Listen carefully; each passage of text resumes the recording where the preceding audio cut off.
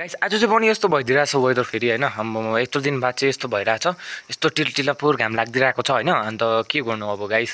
यत्रो दिन पानी परेर आज घाम लागेर चाहिँ त्यो फाइदै हुँदैन होइन डर मात्रै हुन्छ होइन र हेलो एभ्रिवान कस्तो हुन्छ तपाईहरु सन्चै नै हुनुहुन्छ होला र my name is Manoj Sharma र आज चाहिँ भने म गाइस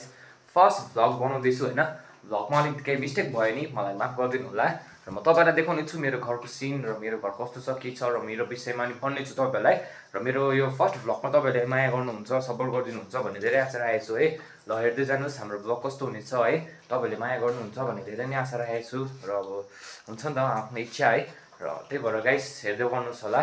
र गाइस यतापट्टि चाहिँ मेरो रुम छ हैन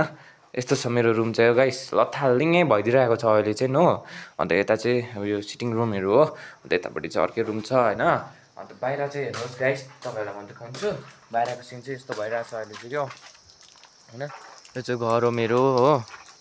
यहाँ हेर्नुहोस् न गाइस यहाँ फुल हेर्नुहोस् न गाइस ओभरै मजाले फुलिरहेको छ हैन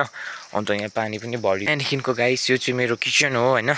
म तपाईलाई मेरो किचनको नि भिजिट गराउने छु त्योभन्दा फर्स्ट अफ अल चाहिँ गाइस मैले यहाँनिर हैन मैले एउटा मुढा ल्याएको थिएँ मैले भन्दा नि बाबाले ल्याउनु भएको थियो र अब यसलाई चिरेर सुकाउनु पर्ने हुन्छ नि त अन्त अब यसलाई चिरेर सुकाउनु पर्ने छ अन्त यो चाहिँ हो हाम्रो मौसमी हैन तपाईलाई थाहा भएकै कुरा होला यो यहाँ फर्सीहरू पनि छ